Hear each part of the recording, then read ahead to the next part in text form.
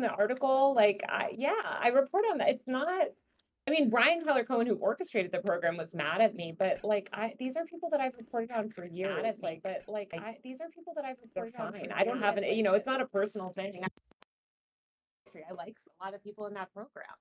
And I Fair. think they have good, like I've said from the jump. Now, if you're calling yourself a journalist, should you be in that program? I think you should disclose if you're in that program. But I understand why people take dark money, especially in the political influencer world. I think there's an argument a political influencer could make to take that money. I just think that they should disclose it. That's all that I've been saying, sort of from the beginning. Okay. Well, regardless of any disagreements I have with any of that stuff, we can maybe litigate that at a future time because I think we're talking about things that are a come together moment. And you might come on Live and Learn, which would be great because that can be a greater platform as well, and also we can really hash it out in the marketplace of ideas.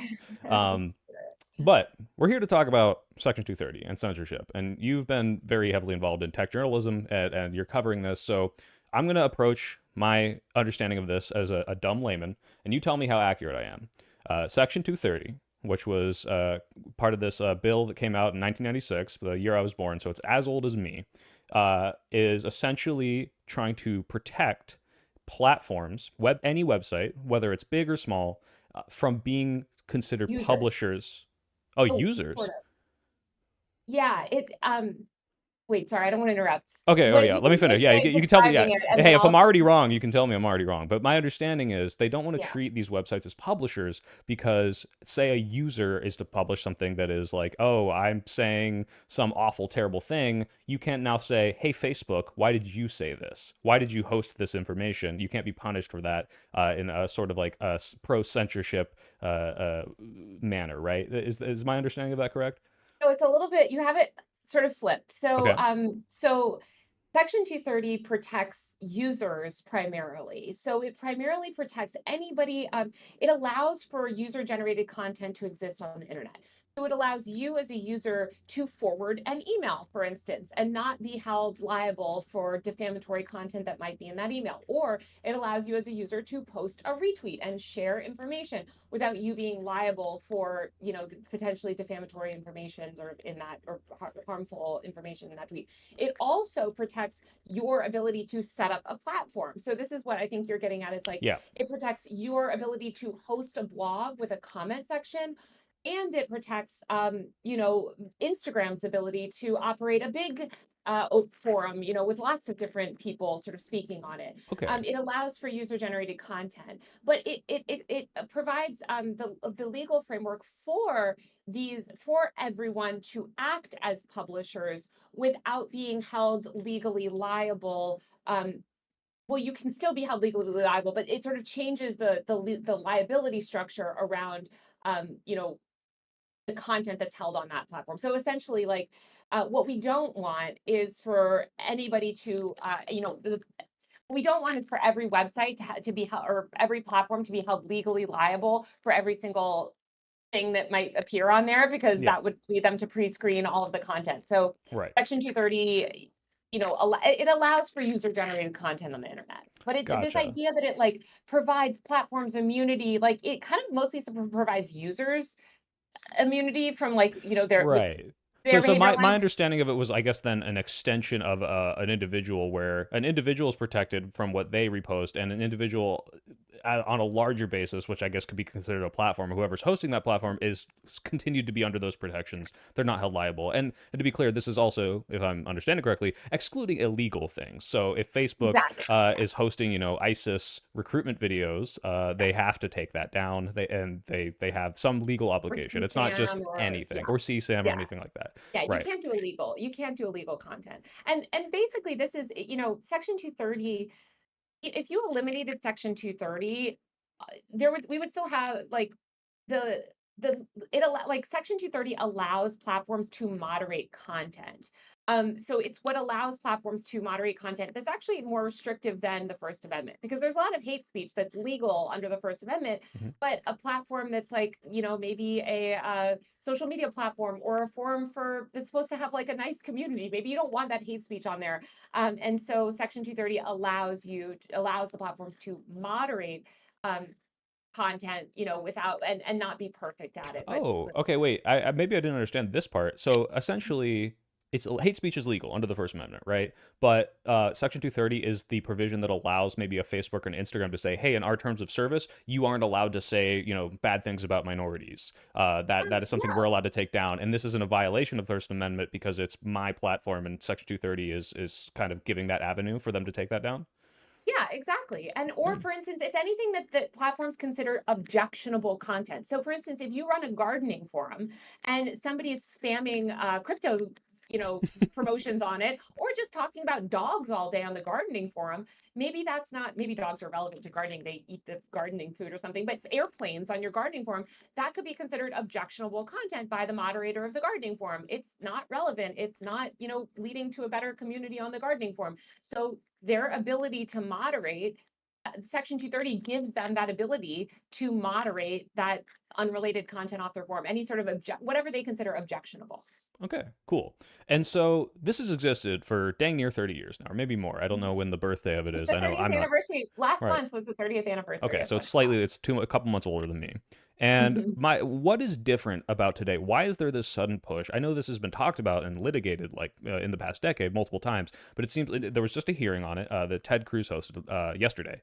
And why is this coming around? Because it seems to me what they were talking about in that hearing, and I don't know if this is the impetus, that there's all these algorithmic, endless scrolling features that are being pushed on children, well, pushed on everyone, but children included, who use a lot of social media, and therefore these Section 230 laws prevent Facebook from being held liable from pushing, I guess some of the examples they use, suicidal content, but bulimic content, linking people with Well, friend suggestion to let's just abusers, right? let's just Is this be the ridiculous. push? Like this is all ridiculous. Is there, do children encounter harmful content on the internet? Sure. But what is harmful content? The eating disorder content is a good example of this. Is seeing a thin woman eating disorder content? Hmm. Maybe for some, maybe not for others, like, and not to mention the amount of pro eating disorder content people see in the mainstream media. Like, social media is actually responsible for the body positivity movement and sort of has de-radicalized a lot of young women out of eating disorders. But there is this pervasive moral panic right now about social media that is being used to push mass censorship laws. And Section 230, from the jump, Section 230 is actually part of the Communications Decency Act, which was unconstitutional law that was pushed back in the 90s, that was everything that people are saying about the internet today, they were saying in the 1990s. It was this gateway to porn and, Well, problematic content and all the kids. Well, it is a gateway to porn, I but look, I'll say is I'm about as old as this law, and I've seen a lot of things on the internet. I'll just say that. but what they argue is, like, for instance, that, like, what they're trying to argue now is that, like, Instagram itself is inherently pornographic because there's women on there that are not covered. And it's just like, these are far right religious fundamentalist organizations making these arguments. So, like, they're basically just, their goal from the jump has been to censor the internet, get all LGBTQ content, reproductive justice content, any sort of feminist content, like any progressive content, they want it removed. And we're talking about the Heritage Foundation and a group called Morality in Media. They have a new name, NCOs, and I refuse to use their new name because I think their little rebrand shouldn't have to work. But they're both religious fundamentalist organizations that have made dismantling Section 230 a goal literally since the law was passed. And now they're getting a lot of traction because a lot of liberals, unfortunately, along with the far right, have fallen for this moral panic about the internet. Yeah. Well, I was gonna say, like, the idea that it is a moral panic. This seems to be something that comes from this, like, oh, satanic panic, or D&D is causing our children. Harry Potter's calling our children to believe in witchcraft, and this is like a right wing concept inherently. And yet, you look at this bill, and you can't make heads or tails of this by just looking at party lines. Ted Cruz himself, while he does support the Children's Online Safety Act, which I think is a little draconian, we can get into that. He was the one in this hearing that was like skeptical of repealing 230. So he'll say, "Hey, I'm worried that this is going to cause some sort of like censorship of material," and you're like, "Hey, wait, is Ted?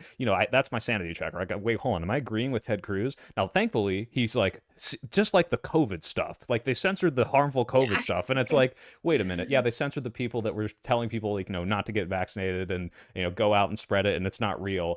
So he's obviously stupid, but he is not just inherently pro censorship. He's weirdly on one side of this law. He's not wanting to repeal the 230, but he does want to pass the censorship for the children stuff. So why is there this like, or lack of bipartisan? There's like both sides of this have Dems and Republicans. Is it Well, because there's no one that's against it in power. Who, oh aside from Ron Wyden, who's actually one of the authors of Section 230, the Democrat, iconic Democrat in the Senate, who's phenomenal on tech law. It's like him, Rand Paul, like libertarian, but it's really like you said, it's honestly everyone is for it because um, like it's or rather, everyone's for this child safety push. And it's interesting to hear Ted Cruz go and say some of those talking points because Ted Cruz is pro censorship. Ted Cruz yeah, is pushing COSMA. Like exactly, these yeah. people want censorship. And I think that he has gotten a lot of pushback maybe in recent weeks on this issue. So he's trying to appear more measured in the hearing. But Mm. like, if you take him out of that hearing, he'll say a lot of crazy things. Um, Overall, people in power don't like the internet, especially politicians. They do not like Yeah. it. It's a democratizing sort of force in society, and it challenges them. They literally, I mean, somebody was saying this on some show the other day, but like these lawmakers regulate off Twitter. Like they are so sensitive to feedback online, and so they want control over the internet. They have always wanted top-down control over the internet and over online speech. And Yeah, and we have the most terminally online administration. I don't know if you saw during the Venezuela stuff, they were like looking up Venezuela on Twitter, like in the Situation Room. We've got, JD Vance and Trump are just constantly tweeting, and so like they live and breathe in social media. So yeah, the idea that they want more control over it makes perfect sense. But the but how, Democrats too. The Democrats too, well, I was going to ask, unfortunately. how much of this do you think, and you can attribute it to malice or naivety? We've got this geriatric Congress, and we've got young members and we've got old members, but most of these people are really fucking old. And how much of it is they just don't understand how the internet works? And so when you come to them and say something that on its face is something that you and I probably could agree with, just the concept, hey, children are being harmed by social media and we should find a way to fix this, and they say, oh well, here's a solution, I've pushed it in front of your face, cool, that sounds good, sign off of it. And then how much of it is this kind of intent to control and like manipulate, do you think? Well, first of all, there's children like there's no evidence, there's no causal evidence of harm to children from social media. It no more than there was from rap music or television or anything else. Now, does that mean that if you're a depressed child and you spend 10 hours a day playing video games, or you spend 10 hours a day reading comic books, or going and holing up in your room and listening to Beatles records, or talking to your friends on the telephone, or sitting on the internet, like, are those maybe maladaptive, social behaviors that are not good I that feel you are really called out right now. I don't know why you picked all those yeah, examples, but well, it's like, listen, like when you're depressed, you're going to engage, you're probably going to consume media, you're probably going to be, morose, and you're probably going to use social media maybe in an unhealthy way. hmm. That doesn't mean that it's causing it. That doesn't mean that those Beatles records are causing depression. That doesn't mean that those comic books are causing depression. No. And we have tons of evidence. And actually, every single top researcher on this topic has come out time and time and time again and said, actually, we know the causes of the youth mental health crisis in America. We know them. They're Well, sociological and economic. can I pause, and I want to give the examples they brought up in the hearing, because Yeah, again, I yeah. disagree with these as being like the justifications for passing these laws, but like in lieu of social media, technically some of these things might not have happened. So I think they bring up, hey, the Snapchat algorithm was There's no Snapchat algorithm. suggesting friends, and one of these friends that was not linked to this person's friends, it was just a random suggestion, happened to be an That's not abuser. what that And case said. oh Yeah, yeah, no, that's not, this is not the detail. Like, they have all these things, and when you dig into it, it's just not what they're claiming. So the one guy, yeah, that one guy, I forgot his name, the Bergman. crazy one on carpet. Yeah, he kept being like, oh well, Snapchat suggested an abuse or whatever.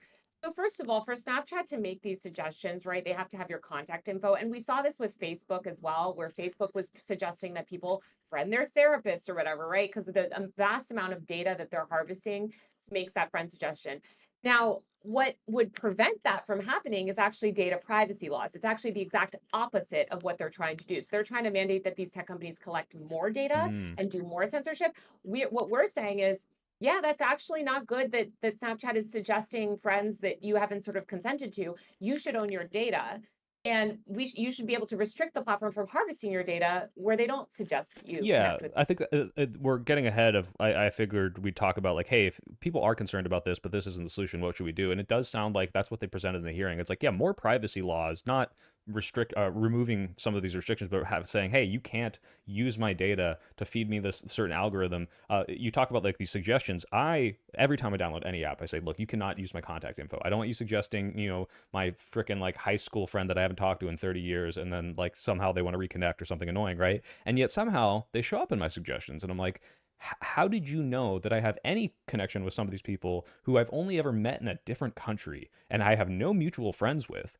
And turns out, if they don't say no to it, they have my contact, and then they can suggest it through this. And so there's all these loopholes and ways for them to get around this and share your data and create this big web and profile of you. And yeah, if you are giving more ways to restrict that information so they can't sell it, so they can't project it, this is probably the way that we should go. That isn't, censorship in the name of child safety. But to say that social media can't harm children, I think it could to a degree. I But you understand that, like, children can use it in an unhealthy way. yes, yes. Just the way that you can use, they tried to make telephone murder a thing for a while when landline telephones were becoming pervasive and people were getting really mad on phone calls.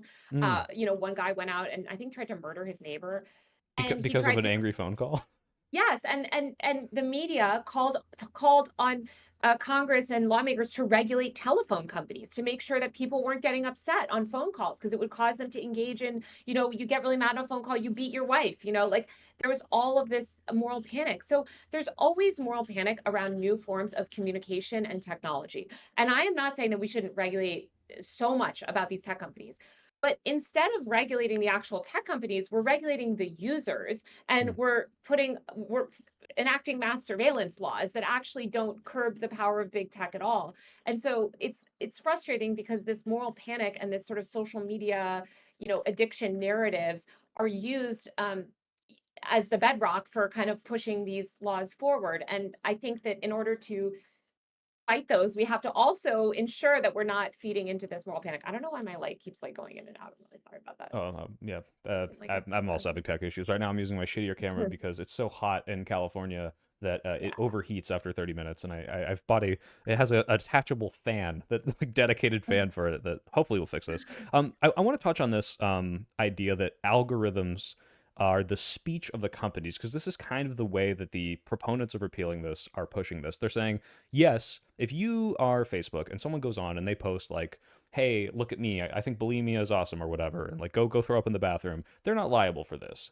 If they're doing something illegal, they The have terms of service, person, they can but take just it to be down. clear, the person who posts that is liable, which I would argue is the correct liability structure. Right. Because if somebody is doing bad things and you go on 10 different platforms, and on all 10 platforms you're posting horrific stuff that is actually legal, because saying bulimia is amazing is not illegal speech, by the way. Yeah. But say they are posting illegal speech or really harmful speech or whatever, right? Like, um, you should prosecute that person, right? You can arrest Yeah, them. You yeah. can there is a But say legal it's not liability illegal, structure. right? Yeah. Or say it's like, teetering on like something that's promoting harmful behavior but not technically Yeah. illegal. So Even then, say like, Facebook can't do it. Like, if Facebook is not well, Facebook responsible for can. this, right? Facebook wants to. Facebook tries very. Facebook, I would argue, over moderates because of this moral panic. They over censor. We Oh, see sure. how they over censor. But you're right. There's always going to be stuff that slips through, and when that stuff slips through, people are like, "Oh, Johnny encountered harmful content on Facebook or whatever." Sure, okay, that's not great, but I think what we should argue for is more control and transparency so that Meta can, moderate in the ways that we want. Because again, some content, I mean, the bulimia thing is like more cut and dry, but most, like 99% of the examples of this stuff is defending Palestine hate speech, or should Right. that content be moderated or Well, not? Is I do want to criticizing get into the ICE way this could be content misused, but moderate? real quick Yeah. on the algo as free speech, I kind of understand the distinction between, hey, I'm just a host, I'm just a blog, and people can post on this, and That's specifically the idea that the reason that you're seeing a certain stream of posts is because of an algorithm that Facebook said, "Oh, I'm going to show you this topic because you seem interested in it," and Which is almost at what a, Section 230 is. The whole point of Section 230 is for them to do that. yeah, Because by the way, if the whole if without Section 230, the whole internet would just be a series of links to like Google Drives. And actually it wouldn't even be Google Drives because like you can't have any algorithm and any algorithm like from the jump, even from the AOL and Prodigy and CompuServe days in the 90s when these laws were written, there were algorithms that yeah. were displaying different content. Like if you just have reverse chronological, which is its own algorithm, by the way, but even if you just had it reverse chronological content, those systems, like those feeds are can be so easily manipulated and overrun with spam and disinformation, because they know that because the most recent post shows up first and there's no ability to moderate or rank it, they can game it really easily. So it would make the internet so much worse for everyone. So we want these tech platforms to moderate and use algorithms to sort the most relevant content, the most non-harmful content, etc. Like, if you really believe that Meta is showing like harmful content, then you should support their ability to moderate that harmful content instead of trying to take it away. Right, because if Section 230 goes away, my understanding is that now they're going to have to crack down harder, because if they get held liable for certain things they show, if they say, They hey, will have to pre-screen every right, single piece of content on the internet, or not screen anything at all, and it'll just be like the dark web, 4chan or like Twitter poor. right now. No, way worse than way Well, it's worse pretty than bad, but Twitter, yeah, way worse. because they won't be able to police spam. No, they won't be able to do any no, they won't be able to do anything. Like, it will literally they will go back to the whole problem of why Section 230 exists, is like they won't even be able to take down blatant spams or scams. They won't even have to know, they can't even know about it. Mm. So obviously that's just going to be a free for all that no person would ever use. So what they're going to do is use AI to pre-screen, which is why, by the way, Facebook supports Section 230 reform and repeal, because AI, now the big tech companies are like, well, we have AI, so we can pre-screen all of this content, so we don't care, and that will allow us to consolidate more power. Right, and the awful, I guess we can get into like how this can be abused and why I think this is awful and everyone should not support it. Is theoretically, on paper, like I said, there's options to say, hey, there's certain like types of content that we don't want people to see, kids or otherwise. But if you're allowing either Facebook or the government to decide what that is, or letting those people decide and then deferring to a trained AI to decide what gets taken down, you've just opened up a can of worms of what do I get to see? It is completely curated by people who are not being transparent about what is allowed and what isn't, especially if they don't even understand it, because we can't exactly know what an AI will filter and what won't. And an example of this that came up with COSA, which is the Kids Online Safety Act, right? The administration said, hey, we shouldn't show harmful content to our children. What is harmful content? And the entire LGBT pro movement had to come out and say, hey, are you going to declare that videos that explain what being gay is harmful? Because if a Republican says, hey, I think this is disgusting and is degenerate and is hurting our kids, I think being trans is mutilation of children, well, now you don't get to see any LGBT content because they can just do that. They had to carve out an entire exception to this, right? And so, cool, maybe now that's not going to There's happen if it there's passes. no exception. There's no exception. Just to be clear, Yeah. there's no exception. And I think it's so. I really think that you should take a look at this tweet that I think about all the time. I just Oh, sent you it to sent you. it? It's a Okay, let's see if I can share Blackboard it on article. screen. It's from a little while. It's from back in 2023, actually, but it's the Heritage Foundation. If you click into that article, this person, Florence Ashley, says the Heritage Foundation openly states that they'll use bills purporting to protect kids to instead attack trans content, saying it's posing a risk of social contagion, which is something Jonathan Haidt, the sort of most famous proponent of these laws, has said. This is super concerning. The Heritage Foundation quote tweets this Florence Ashley person and says, yes, we do. As in, yes, we are exactly what you said, that we are going to leverage these online safety bills to do this. Keeping trans content away from children is protecting kids. And then they go on. Right, exactly. So it's not even like, hey, this might happen. This is like they've specifically They're said like, we're going yes, to this use is it this why way. we want this to happen. Like, yes, this is what we're doing with these laws. This is the goal of these laws. Right. Marsha Blackburn, the co-sponsor of COSA, said that we have to pass COSA to protect children from the transgender in society. That's why we have to pass COSA. Like, it's not theoretical. Right. Well, no, yeah, I'm sorry. I wasn't saying it was theoretical. What I was saying was like, I didn't they mean yours. added some People little say that. amendment or some little like change to say like, hey, you can't declare like this part of LGBT content. And this isn't to say, oh, it's fixed now. It's to say you had a very valid concern that you thought of and said, hey, maybe this could happen. And definitely they're signaling that they want this to happen. And you tried to say, okay, well, we got ahead of that. Now it's fine. And yet there are still infinite possibilities and doors of them saying, oh, you know what? Saying free Palestine, that's harmful content. We got to get rid of all that. Or saying anything that's like in favor of or against the administration, that's insurrection activity. We're going to censor that. And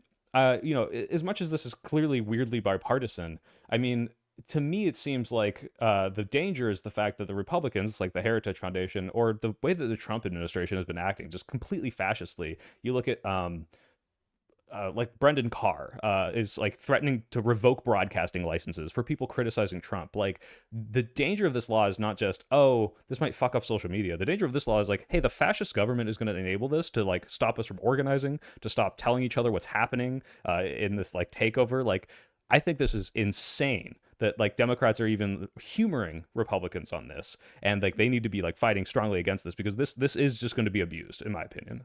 Yeah. Not only are they humoring it, they're leading the charge. Like, I mean, they are working with, like Durbin is working with Lindsey Graham on the Sunset Section 230 Act. Like, I just, it's so frustrating. I think about Joe Biden, who really, really wanted to strip anonymity from the internet. And like you said, I think a lot of this is a lot of old people.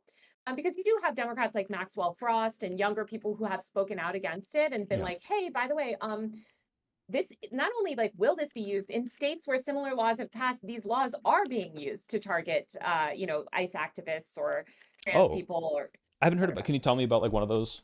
Like Oh yeah, what like what's happening? definitely. Well, so for instance, so this gets into more of the identity verification online. So a lot of these laws do, including the App Store Accountability Act or Kids Off Social Yeah, Media KOSA Act, one. like Yeah. all these things, they effectively remove anonymity from the internet completely. So in order to verify your age, you must verify your identity. There is no way to verify someone's identity without verifying their age, because we don't all age at the same rate. There's no amount of biometric data that, you don't magically like go through metamorphosis when you turn 16 or 18 or something and look different. They have to verify who you are and your birth date. Yeah. And then they have to sort of re-verify it every day to see if you know. Yeah, and So Discord already rolled out the prototype of this. I have some friends that are being flagged and asking to upload driver's license. So like this is not like, oh, maybe this will happen. This is coming. Like they're this is really pushing coming. for this. It's really bad. And I would argue that we need to fight back and shame these tech companies that are pre-complying like Discord. But so anyway, so they're removing anonymity from the internet. Unfortunately, this is having a devastating effect on LGBTQ and immigrant communities because they rely on anonymity. I mean, look at also, for instance, talking about uploading your ID to the internet. In Kansas, they recently declared that all transgender people's driver's license are invalid. Yeah. So you will not be able to upload your, you do not even have a valid ID to upload to get on the internet Yep. anymore. Undocumented immigrants often don't have valid IDs. There was this program in Virginia where they were given, it was a non, I can't remember the name of it. I have it in my notes, but basically like it was a way for undocumented people to get like driver's licenses without, theoretically their data was not supposed to be Yeah, exposed, et yeah. cetera, et cetera. Now everybody that did that, their data is in these systems and they are being asked to upload that, for these social media laws and rules. So undocumented people, immigrants' rights groups are incredibly concerned. The government is currently sending out hundreds and hundreds of subpoenas. There's a great article about this in the New York Times to social media companies like Instagram, et cetera, to unmask anonymous anti-ICE accounts. Right. Now, if these laws pass, they won't need those subpoenas because there will be no anonymity.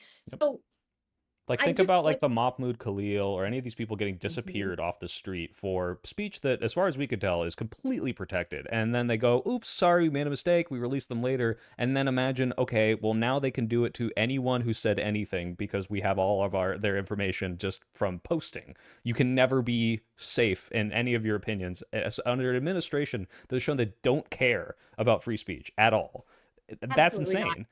And it's not just posting, because I think a lot of people I've talked to say, well, I don't really post that much online. Here's the issue. Your data is also tied to consumption. So say you're at a protest, you're at the No Kings March or whatever, and you step off a curb, right? And maybe that in itself is sort of illegal, but not really illegal. Like it's not something that maybe they'll arrest you for, but now they can scan your face, they can pull up your online profile. The DHS has not just everything that you've said online, but everything you've consumed. And they say, oh, you've watched 15 hours of the soy pill, woke leftist content, I disavow. I radical disavow anyone. radical extreme content. We're going to use that to build this case, that you're a terrorist. And if you don't believe that this Enter. is happening, look at more authoritarian countries. These are the laws that they have, and these are how these laws are used. We know how these laws are used. The American government used to speak out against these types of laws, when they were happening in the Middle East or China, et cetera. And Yeah, can you so, can you give an example of like if someone wants to look up like what would this look like? And I don't, project 5 years, 2 years into the future when this is passed. Well, we don't have to just look at this country and look what's happening with the free speech there. yeah. well, I guess I don't know how leftist this audience is because I've been getting in a lot of fights with leftists about China.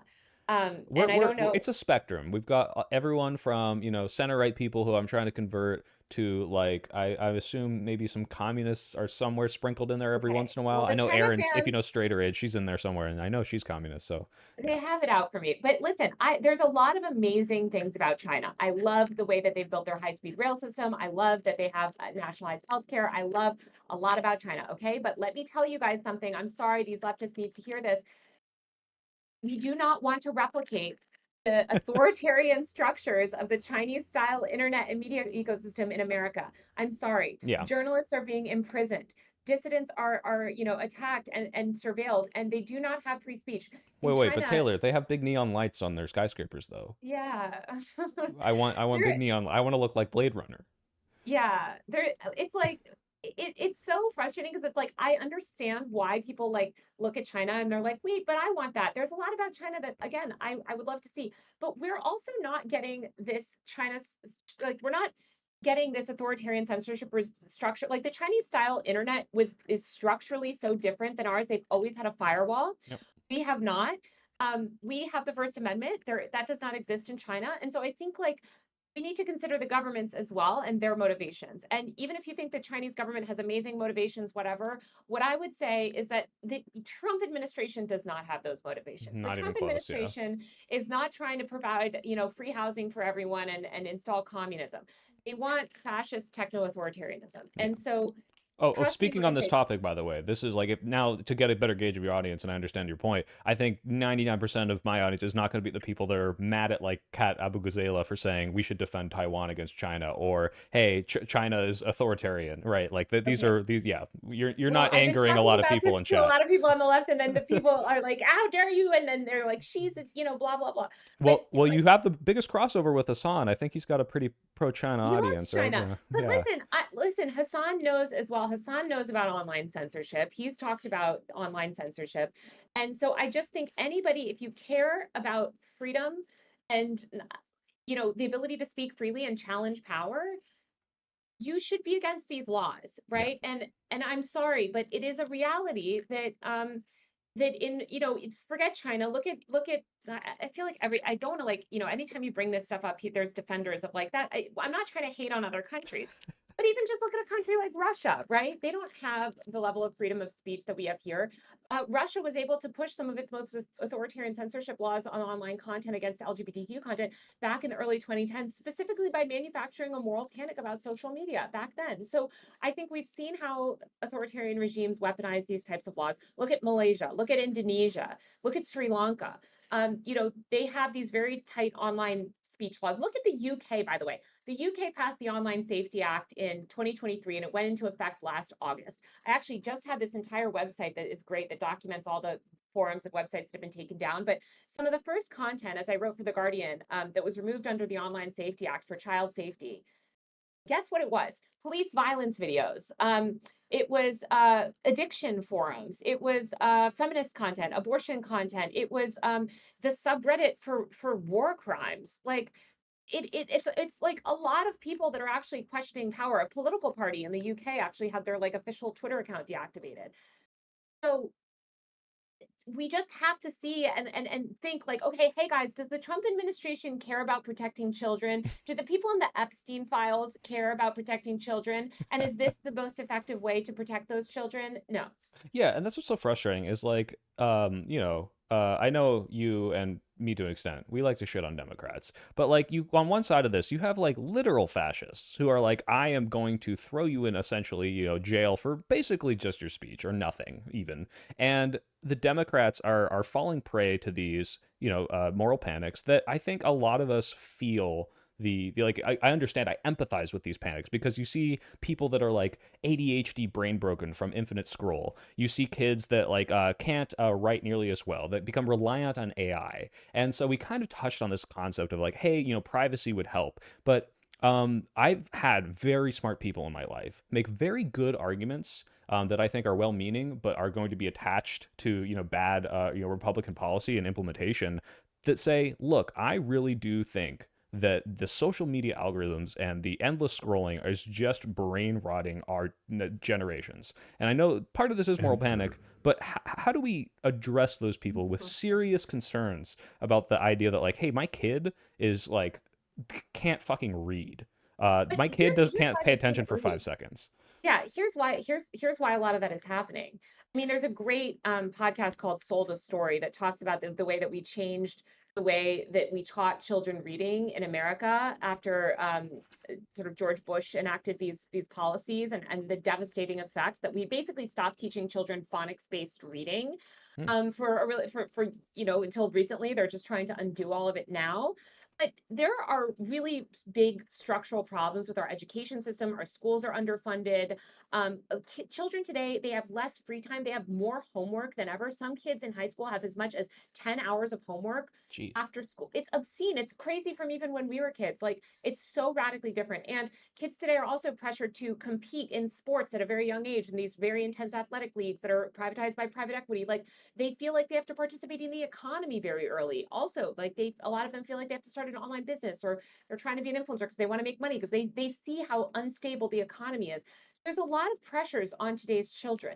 And I understand why their reaction to that is to retreat into their phone and just watch brain rot. It is so overwhelming. Like, I don't blame them for the problems that they have. A lot more children today have two parent working, they don't have a parent that can stay home and watch them or engage with them. We have hundreds of thousands of children in America have lost a primary caregiver to COVID alone. It might be millions now. That was back in 2022, among so many other problems. So there are huge systemic, as every researcher that studies children and technology, Candace Odgers, Alice Marwick, you should Google these people's names and listen to what they have to say. These are researchers that have dedicated their lives to studying the effect of social media on children. All of them have said this is a reaction. Children are retreating into the brain rot and doing all of this stuff because the system that we've created for them is so broken. And rather than Yeah. address these systemic problems, we're trying to kind of like criminalize online speech so that maybe they'll be on their phones less, which they probably won't, because actually the primary way that kids use social media, which adults don't like to know, is direct messaging. It's not consuming brain rot content. It's directly texting with each other, usually on group texting. So it's just kids wanting to communicate with each other. They don't have third places to go. Parents don't let them out of the house. Like, it's tough for these kids. And I empathize with the parents. But Yeah. what I would say I to mean, these you've doom parents, scrolled and brain rotted too, right? Like you're having a yeah, bad day and you're just like, go on Instagram and watch like Italian brain rot AI video, whatever. Just turn my brain off. Like I get it. And like you're suffering. Everything's going to shit. World War III's happening. The Trump admin's cracking down and you're like, fucking, I don't want to think about my homework or the pressure of getting into an elite school and the fact that my college degree is becoming less and less worth and AI is replacing me. Fucking send me brain rot. You know, I get it. I really do. And even Ted Cruz, again, I hate that I'm like agreeing with something he said, but in this I know he was kind hearing, of good in that hearing, though. It was like his rare, I was like, all right, the second time what? it happened too, the first time I've ever saw a Ted Cruz thing, he was arguing against a gun bill in a very like informed way, and I was like, "Who is this guy? This guy knows what he's talking about." Like he's calling out this very misinformation about like how like pistol grips work, and then I said and heard everything else he had to say. I was like, "Oh, because I hate this parent." Like, Yeah. there's a reason everyone hates him. But yeah, he said we took my daughter's phone away as punishment, and they said no more phone, and she took the SIM card out and then bought a burner and Oh, my. like did something else with it, right? And it's like you can't censor the internet to prevent people from seeing this stuff. Even in China, where they have the most heavy censorship internet laws and literally a firewall around the whole country, they've got VPNs, they've got all sorts of ways to get around this. And so you can say, are the risks of curing brain rot or infinite scroll but also allowing those laws to be abused really worth the fact that these kids are going to be doing it anyway, and we can find other ways to educate them and like try to have parents be more involved in like curating what they're seeing and how they engage with social media, other than just here's an iPad or a phone, now don't get in my face anymore, right? Yeah, and also, what frustrates me so much is that, like, the reason why these algorithms are so enticing and the reason why these platforms are able to have people, engage in this like intense habit formation where you're checking your phone every second is because they're harvesting massive amounts of data and they know exactly the right video to show you when you open the app or right before you're thinking of closing the app to keep you on there. They know how to send you the right push notification at the right time. They can sense when they know when you're going to get sick before you do. Isn't that crazy? And they can send you like I'm not kidding. Yeah, yeah. It's obscene the amount of data that they harvest. And that is what they're using that data to target you and to monetize you and to hook you into these platforms and get you spending time on them. The answer to that is not to ban, phones or make everyone scan their IDs so that you're giving them even more data to target you with. It is to pass comprehensive federal data privacy regulation, which we still don't have, which is No. great. We're 30 years into the internet. We don't have federal privacy law. Like, this is crazy. We don't even have like basic privacy protections that people in Europe have. So we need data privacy reform now. And we're getting the exact opposite of that because data privacy and also interoperability standards. So if you want to quit Facebook, or for instance, reforming the Computer Fraud and Abuse Act, there was this guy that made this app. I can't remember the name of it, but it would like it would basically let you post across like Facebook or Instagram or whatever without logging in, and it would allow you to kind of see posts from people as well without like logging in Hmm. directly. It would sort of log in for you, but it would present it in like a less Like colorful and algorithmic enticing and like way. somehow has like gotten rid of your personal data profile. Yeah. So yeah, yeah, And interesting. guess what Meta did? They sued them and shut that company down under the Computer Fraud and Abuse Act. So like there's so much anti-competitive behavior that these platforms engage in as well that has made basically created this duopoly online. And we're not reforming any of that. We're not addressing any of that. We're not even having Democrats pressure. That's what Democrats should make their, in my opinion, campaign on. Instead, they're like, yeah, I guess I'm good with the Heritage Foundation's tech policy slate this year. It's like, Yeah. what? Like, no, you guys, like, please protect us because these companies, especially with the rise of AI, this data, biometric data, is being used in more and more nefarious ways. We need data privacy protections. We need the opposite of these. We need to be able to use the internet anonymously. We need to be able to make an app that pulls in all your tweets and gives it to you in a grayscale, little thing that makes you feel like you're not, you don't feel that addiction or whatever you want to call it. Like, and that requires more competition. And yeah, so it's so frustrating. There are some Abdul in Michigan. Do you know who I'm talking about? No. But real Um, quick, while you're looking that up, I just wanted to like really hit on this because you talked about like big data and how dangerous this is. mhm. People like have scaremongered about this for years, ever since smartphones came around. Like, hey, your phone's always listening to you. That's how it knows what dog food to recommend, and that's how it's like. And the reality is like much scarier than that. It's not there's a thing that's always listening. The reality is you give so much information, and you can look this up. You can look there's ways if you Google your Google profile, they know how old you are, what your interests are, where you frequent, what your hobbies are. They know everything about you just based on your searches, what videos you watch, and they can curate and predict and do so much with that. And that's where I think you're hitting really hard on this. That's where the harm comes from because these algorithms would not be nearly so powerful if they didn't know exactly everything they know about you with all of the data they harvest. If it was just, I don't know, like this, now I'm going to sound like a boomer, and the older I get, the more it's going to sound like this. When you first had Facebook, it was mostly, like you said, a chronological feed. So you had your friends, and when your friend posts a new post, there it is. But that doesn't exist anymore. There is no, hey, what are my friends up to? Now it's, ooh, your friend said something that's going to piss you off and cause you to stay on Facebook for an hour. That's on top. And all your, friends saying, oh, I had a great time in Bali, and, oh, the photo's not, cool or cinematographic, it doesn't look good enough. So we're not even going to show you that. And you don't even see this stuff. Like, that's because they're able to collect all this data. And that's why I think it's so important what you're saying is like, we need to say, no, you can't collect all of that. You can't sell it. You can't use it. You can't build these crazy fucking profiles. Because as much as I do like tailored ads sometimes I do get ads and I'm like, hey, that is the thing I was looking for. Most of this is abusive and used to suck you in and waste your time and brain rot you. And that's awful. But you were saying about Abdul? Well, Abdul Al Sayed in Michigan actually has made privacy and civil liberties a part of his platform, and he's running against this woman, Mallory McMorrow, who actually Mm. supports the Heritage Foundation's tech policy Yeah, slate, no, I which was is on a stream with her recently, actually. no Good of hate to her. Mallory, except a lot of hate around her tech policy because her tech policies are really bad, and Abdul's tech policies are really good. And it sucks because I'm like, guys, you're all Democrats. Why don't you all get on board with like privacy? And I guess Mallory, I don't know why she's pivoting to the right, really far right on tech policy, but it's disappointing.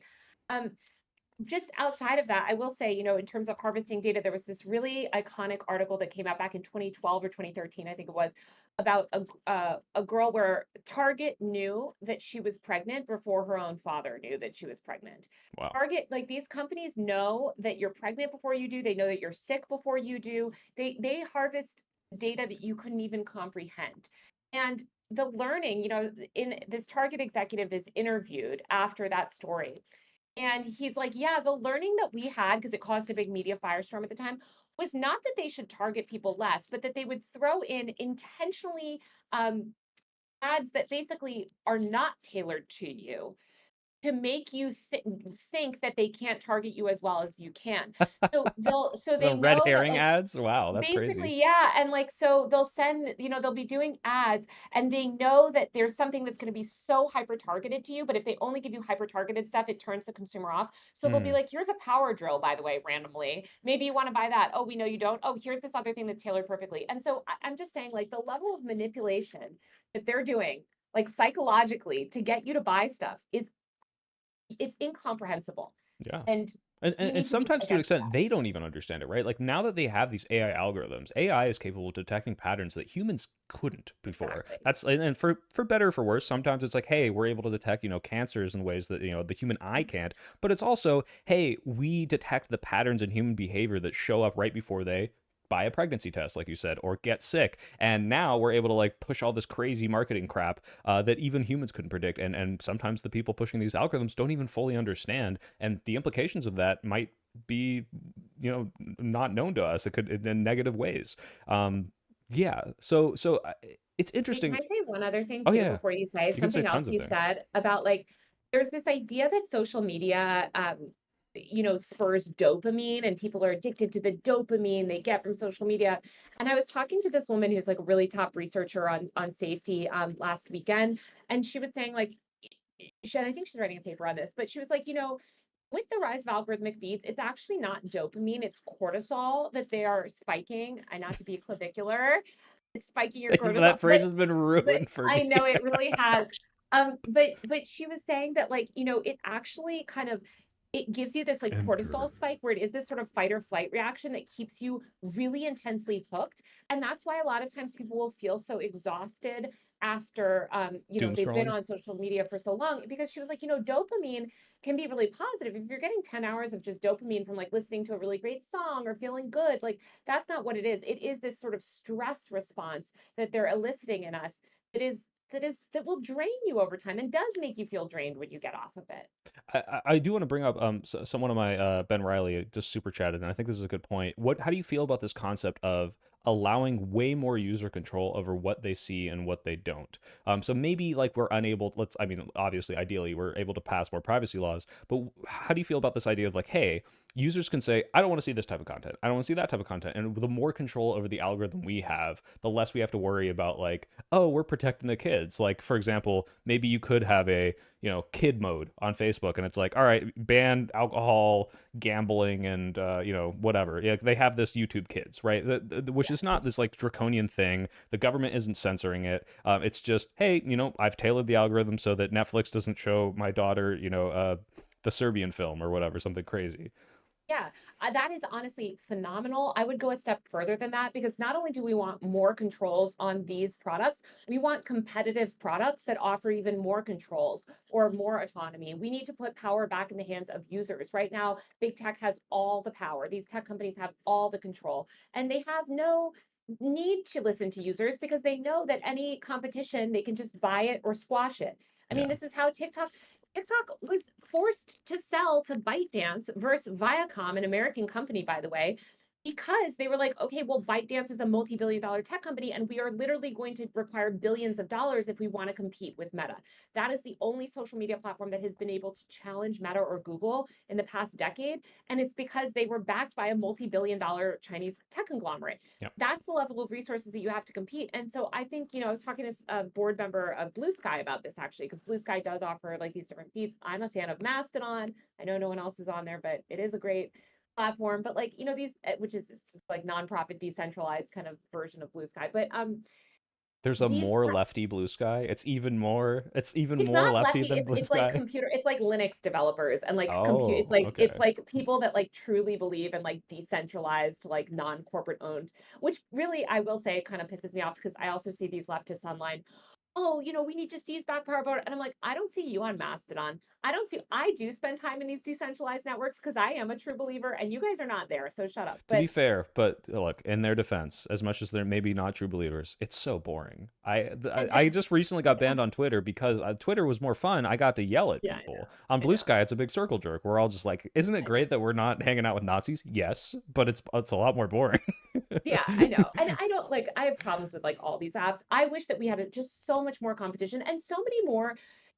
I think a huge thing as well is like in terms of anti-competitive behavior is these platforms restricting their APIs because there are so many independent developers, especially with the rise of like self-coding tools that would want to build third-party developer tool, like, layers of that could go, sorry, third-party applications that could sit as sort of like layers over these social Hmm. media apps and provide a better experience. That's what Yeah, TweetDeck was, right? yeah, and you were I think you shared an article that mentioned some of these that was like content filtering for Google stuff or for YouTube, Yes. for Twitter, for Facebook, and those all got sued Yes. by the other companies. Like, oh, you've created a tailored experience for people on Reddit. We're suing you. Like because they don't want other people to have that control. Our users like your product better than our product. We're not going to evolve our product to make users happier. We're going to sue the fuck out of you and threaten everybody else that might do it too. And that's a huge problem. And this is why, again, we need people in power to advocate for users and protect our rights and like go after these companies, and instead they're siding with the companies and just doing censorship and surveillance laws. Right. So I mean, hey, I guess that transitions into kind of like how the wrap up is what can people are always asking me, what do I do? What do I do? I'm so helpless. This seems like it's got overwhelming support, bipartisan support, and not enough people are fighting it. So you've got a couple links that you've shared, and I put them in the description. How do we call senators, do we call our local congressmen and just advocate and say this is bad, this is going to be abused, especially the democratic ones who ostensibly should be against the fascist abuse of crackdowns on freedom of speech, and say you cannot support this if you are opposed to Trump. If you think Trump is the next Hitler, and I do think we're headed in that fucking direction, you cannot do this in the name of child safety. So they should go to these links in Yeah, the description, call, totally. email. Yeah. Yeah, go to badinternetbills.com is a great one. They have kind of an overview on all these laws. They're constantly updating that website as well. And that will give you information, scripts, et cetera, to call your lawmaker. It's by this organization, Fight for the Future, an amazing digital human rights organization. They're very progressive, and they also have a couple of other, yeah, like what is Section 230 if you want to educate yourself on Section 230, and Stop COSA, which is another one that they have.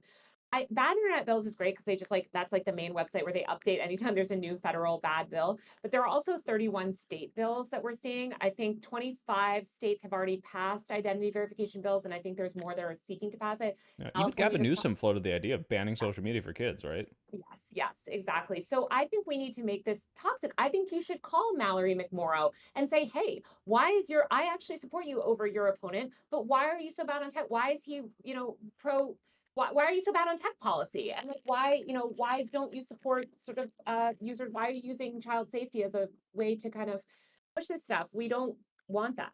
Yeah, we And need. don't let them gaslight. Don't let some staffer gaslight you. Okay. You know what you're talking about because the staff will be, oh, no, it's fine. We've addressed the privacy concerns. No, no, no, they have not. There is no way to, it is what it is. These are not good laws. And ask them, where are you on federal privacy laws? Yeah. What's the last law that you backed? Are you co-sponsoring any privacy legislation? What are you doing to ensure that these big tech platforms have to open their APIs back up? What are you doing to reform the Computer Fraud and Abuse Act? Ask them these questions. I would love to hear the answers. They generally don't want to answer them because they're busy, enacting mass surveillance. Yeah, and I think the angle here is not to say child safety, is not like don't get me wrong, like you show me these studies and say, hey, like social media is you're really overblowing it is a moral panic, sure, but really this needs to be the angle of like this is going to be weaponized by a fascist government, and you Yes. cannot enable that. This is literally like, we're treading into, hey, we're going to become a Chinese style surveillance state where the Republicans who you are siding with to an extent are able to censor whatever they deem harmful. And you can say, oh, we made this carve out here. Oh, people will bring that up. Are you trusting the speed and efficiency of the American government to keep up with the fascist people who are subverting the laws 24/7? If you No. don't, then you can't pass this. This is not okay. So yeah, I encourage everyone to go to the links I've added in the description to call. And we got a couple minutes left here, Taylor. Do you care about going off topic? We have a couple Taylor calls to Oh, action. sure. Destiny, are you going? Are we having more conversations with him? These have been I don't incredibly really know. entertaining. Like he just doesn't. I don't know how to engage with him because he's wrong and he sort of has admitted he's wrong because he was like again, he was like he goes on stream randomly and says Taylor's funded by a Qatari billionaire. Is that I the say Amidyar guy? so he's not Qatari. Yeah, he's Iranian American. But Pierre Omidyar does fund a nonpartisan reporters fellowship program that's disclosed. The funding's disclosed. That's that's always been disclosed. Like, do you know what I mean? That's not a dark money group. A dark Mm. money group is where you don't know the funder and the program itself is not disclosed.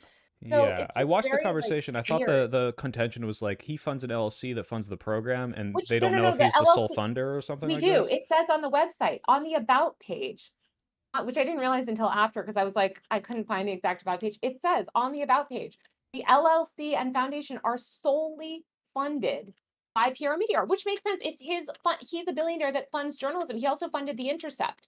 Like, it's not, you can say, like, you don't like him, but he is the sole funder. Why would a billionaire lie about it? Like, that would be Why would a financial billionaire fraud. lie? I don't Well, know. billionaires would lie, but this would be, but also, like, why would he lie to fund a nonpartisan journalism fellowship that's his name that doesn't have like it would be financial fraud if he was lying on these disclosures. And I asked Destiny, like, do you think Pierre Omidyar is committing financial fraud and lying on these disclosures? And of course, then he just goes and says, oh well, changes the subject because no, he of course not, and it's just a ridiculous premise and it doesn't change the facts of the article. And again, it's like, I don't really know his sort of frustration throughout the whole thing is like, well, you haven't published the source material. And I understand people feel this way. I've written so many stories for the New York Times where we can't publish source material. Like the lawyers, will say that, or the editors make these decisions. Um, but I don't know what to tell them other than Wired is not my personal blog. When I write for The Guardian or Vanity Fair or any outlet, like these are not my personal websites. These pieces that I write, including that one, which was an investigative piece, went through a month of legal review and fact checking. Like, alone, it was edited by half a dozen people that looked on that story. So it's like, I'm sorry if you disagree with it. Even if you don't trust me, I would Yeah. hope that you would trust this institution that frankly has done some of the best reporting on Doge and Donald Trump's fascist takeover of the tech ecosystem than anyone. And like I do primarily report on the Republicans. I think they're fascist. I think Donald Trump is a fascist. Like my issue is with the Democrats taking dark money and not disclosing it. I think that is the problem. It pollutes our media ecosystem. Well, I'll say two things. Because one, I don't want to get into an extended argument, of course. Yeah. I do think a lot of people, and I don't know, this is not necessarily like, oh, Taylor said this in the articles, because he didn't. But a lot of Yeah. people walked away from that saying things like, they weren't allowed to talk about Palestine, and then they use this chorus funding as like, almost the way people use APAC, where it's like, oh, this is probably a chorus creator. I can disregard everything Yeah. they're saying. I think a lot of people walked away with conclusions that aren't said in the article, but aren't denied either, and then like you Paywalls. get these implications, and so even Well, even if it's I not wouldn't say true. that. But here's the thing. Like, first of all, it's so crazy to me because it's like, guys, I don't think any of you guys, half the people saying the stuff read the article. I talked to when I was reaching out to the 1630 fund for comment, and I was talking to people kind of prior to again, they knew about the 1630 fund and Chorus knew about this article for a month. Hmm. They could have come out, they could have called the Washington Post up and said, hey, we have an exciting new funding program to announce. We're going to give you the exclusive. You just have to publish it in the next 2 weeks. And that would have killed my story. I have no idea why they didn't do that. It's really weird to me that they didn't do that. Even to this day, it's weird. I think maybe they're just bad at media. I don't know, which kind of makes me question their program. But here's the thing with the Palestine thing. I think what happened is that the people looked at the few public figures that they knew were in chorus that were disclosed in our article or that had self-disclosed after our article came out, and they were like, what is the sort of through line through these people? Oh, none of them talk about XYZ topic. Therefore, they were not allowed to talk about XYZ Oh, give topic. me a sec. You just cut out. Can you right Oh, after sorry. therefore? No, that's on my end. Therefore, they're not allowed to talk about XYZ topic. That's what people sort of assume, right? Is Hmm. like, oh, well, I see that these 20 creators are in the program. And so that makes me think that anyone in the program is not allowed to talk about this topic. What I would say to those people is that number one, nowhere in our story does it say that they were given talking points or that Chorus ever took action against them for speaking on certain topics or whatever. Um, does Chorus have an ideology that is pro-Democrat? I mean, Chorus itself positioned itself as a solution to Democrat messaging problem. I think that more transparency would be good. I think if they have a lot of pro-Palestine creators that are secretly in Chorus, this is an argument for Chorus to publish their roster publicly so that people can look and say, wow, actually they have a lot more diverse voices than maybe the ones that I'm seeing reflected in the media. But they've chosen not to do that. I think at that point, that's a Chorus decision, and Chorus has to live with those speculations. Nowhere in my article did I make the allegation that they're not allowed to talk about Palestine. It just does not say that in the article. And frankly, Right, that's not because something if that I that was found. true, or sorry, if that was exactly what you said, then this could be something that could be directly contested as a factual inaccuracy. And I think again, And it's we'll also we'll get nothing we into this on implied. Live and Learn if you come on. No, no, But no, it will, but I just want to be really clear because I want to be clear like what our reporting found and what our reporting didn't find. And nowhere in our, we didn't just have the contracts, which don't say anything about Palestine. Okay, as far as I saw it, we did not see anything about Palestine in these contracts. But in addition to the contracts, we had, hours of Zoom meetings. We have internal emails. We have internal text messages from that. We had a lot of source material.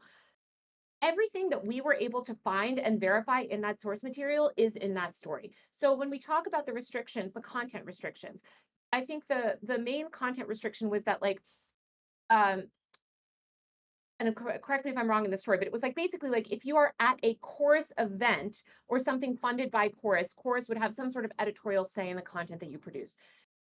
Reading that and then sort of extrapolating and saying, oh, they wouldn't allow people to talk about Palestine, I just think that that is just simply not something that we found in the article or that we found in our reporting. Now, again, could you look at the creators that are in the program and try to read the tea leaves and say, all of them have this in common, all of them have this in common? That might be true, but those are questions that people should ask Brian Tyler Cohen about. Hey, when you guys are recruiting creators for Chorus, they just recruited the second class. and I got What are rejected, by the way. No, not that I'm mad about it, but I did censorship? apply. Why not? I mean, I understand why people apply, but I think this is a reason for transparency. And what I think, Brian, if I were Brian Tyler Cohen, I would have made all of this very public on my website and said, here's the criteria by which we evaluate our people in our program. We will never, you can speak about XYZ issues if you want to. Enter. And here are the people that got the grant. And maybe there's 100 people. I think there's 100 creators in the program that got the grant. And maybe they do have a big ideal, maybe they are quite ideologically diverse. You know what Well, I'm saying? I do. And again, for anyone who's going to watch this and be like, why isn't Soy pushing back if he disagrees? I don't want to get into the whole argument right now. That Okay. said, my Well, I second don't thing I want did to say want to anything that say, I'm not trying to like litigate. It's like it's not that deep of a story. This is a story that like I honestly was like, oh, it's an investigative story, but like I kind of didn't even think people I thought it would be like interesting to like the niche people that read, Teddy Schleifer's amazing stories for the New York Times about like funding. But they well, blew it up to a Well, degree that's like I think the reason it blew up when it did is because as much as I think we should always call out our own side for doing things, it's like in the midst of like this horrible fascist takeover of our government, you are gunning after Democrats for things that you think are legitimate, which is dark money or lack of transparency. But people are like, well, why are we dedicating energy to this when my family's getting deported, when trans people are under attack? I'm I not saying you also don't also cover. talk about these things, by the way, Yeah. but it's like, okay, is this really the time? And that's why the second thing I want to say is, I think at this point, fucking, I'm pro dark money. I don't even care anymore. I'm saying, Well, but I'll take money from anyone. yeah. They don't have to disclose. I'll probably tell people, hey, I got money. I don't know where it came from. If what's his name? The made up Belgian billionaire, Russia wants to give me money, and it says, hey, and we want you to talk about the things you already support, I'll say, fuck it. Okay, sure. Guys, I'm funded by a fucking billionaire to say that trans rights are awesome. And I don't give a fuck. I Absolutely. have no idea who Sure. this guy is. I I have no idea where this understand. money is because it's a fascist takeover. I don't even care at this point. We got to start fighting fire with fire. And I don't know. If Which 60, by the way, I will say I totally that is a completely, in my opinion, valid trade-off to make. And I would never, I made this clear with my article as well, but like my criticism is around the transparency. What I would say is that if you did take that money, you should disclose it.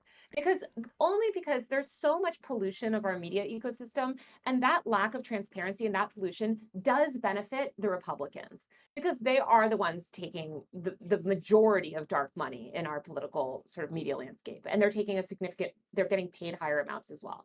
So I just think if we argue for less transparency, that is going to benefit the Republicans. So let's argue for more transparency. And I'm not against taking, dark money. I can't take it as a journalist. I would never personally take it, but I understand why a political influencer would take it. What I would tell that political influencer is just disclose it. That's all. yeah, You know? and at least I do appreciate that 1630. One of its messages is we want to get rid of dark money, even if they are getting it from undisclosed sources. They're like, hey, like we're going to use this dark money to like what's the Thanos meme? I use the stones to destroy the stones. Like Yeah. I support the message. And ultimately, as much as I do understand the need for transparency, But there's people man. in that, sorry, I know. There's people in that program that were calling themselves journalists. And I think that's what really like Mm, ground my gears a little bit because I'm like, journalists, whatever you say about, and this is my thing with like Destiny too, it's like you cannot do that. That is journalistic ethics 101. So, you can't take PAC money, you can't take dark money. And so I think if you are, I don't think all influencers are journalists. I don't think all journalists are whatever. But if you are going to present yourself as an independent journalist, I think either don't take the money or just be sure that you disclose it. um. Okay. Yeah. No. I mean, I agree with the sentiment, even if we'll get into this on Live and Learn. I really We do want can you to come litigate on. it. I'll do all Have my me on. research and we can talk about it. It'd I be think it'll be a fun. lot of fun. And also, by the way, we'll use that as in the same way we have here to promote people to go Please. advocate against Section 230 and COSA because like that is why I wanted to have this conversation. I think this is like super important to fight against. Yeah. And like as as much as I can criticize like, hey, is this time to be going after Dems? It's like, okay, is this a time to be going after people going after Dems? Like not really. Like there's only so much energy I want to dedicate to it. Like Well, my I want the Democrats to win. I do want them to be better. I criticize them because I want them to be better. And I think you have on one that party note, being on that openly note, I fascist, know you have said I hate Democrats, and I think there's valid sentiment there. I want you to say the nicest thing about Democrats you can right now. I think there's a lot of Democrats that are against mass surveillance. I mean, I called out Ron Wyden. Like Ron Wyden continues to put forward just phenomenal tech policies. He's out calling out these AI companies. Like he's done a lot of amazing work holding the tech industry accountable. So there are good Democrats out there.